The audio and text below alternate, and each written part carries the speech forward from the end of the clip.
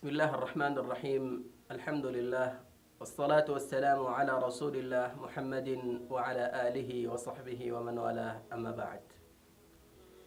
ده الله رب العالمين فضل او کرم په خلکو او بندگانو باندې دومره ډیر دی چې هر وخت کې انسان لدا فرصت او چانس ورکړی دی چې هغه خپل ګناهونه په الله باندې معاف کړي، د الله نه وغواړي.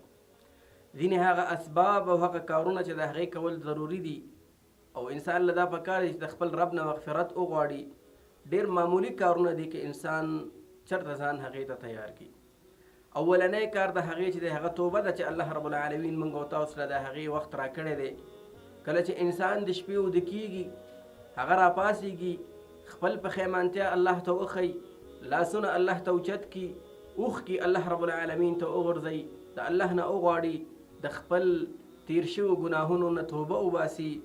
الله رب العالمین د هغه توبه قبلی او د هغه ګناهونه معاف کوي. رسول الله صلی الله علیه وسلم په یو حدیث کې فرمایي چې آیا زه تاسو ته داسې څیز ونښیم چې هغې باندې ستاسو خطاګانې ګناهونه ختمیږي او ستاسو درجات چې کوم دی هغه اوچتیږي. په هغې کې اولنی شیز چې ښودلی هغه اسباغ الوضوء، او دا ډېر اهم دی. د اودس پوره کول، په ښه طریقه باندې کول.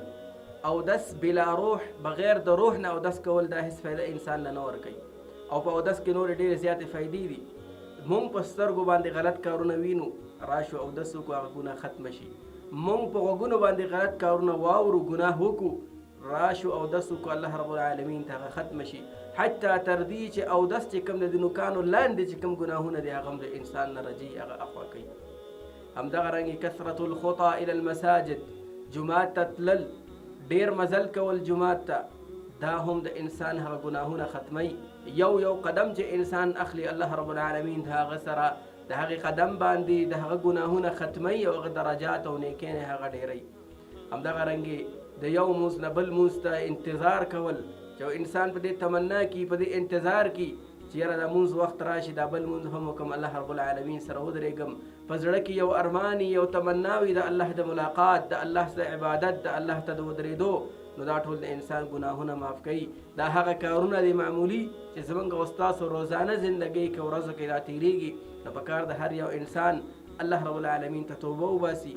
هر یو انسان د شپې راپاڅېږي، الله رب العالمین ته خپل ګناهونه باندې پښیمانتیا اظهار وکړي. هر یو انسان په ښایسته طریقه باندې، پوره طریقه باندې اودس وکړي. هر یو انسان د الله رب العالمین نه د خپل ګناهونو هغه توبه وغواړي. نو الله به موږ د دې مستحق جوړیږو چې د جنت طرف ته لاړ شو او د جنت فیصله په موږ باندې وشي. الله رب العالمین د موږ باندې د جنت فیصله وکړي.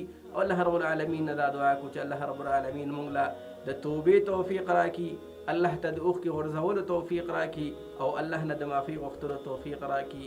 وصلی الله علی النبي محمد وعلى آله وصحبه أجمعين.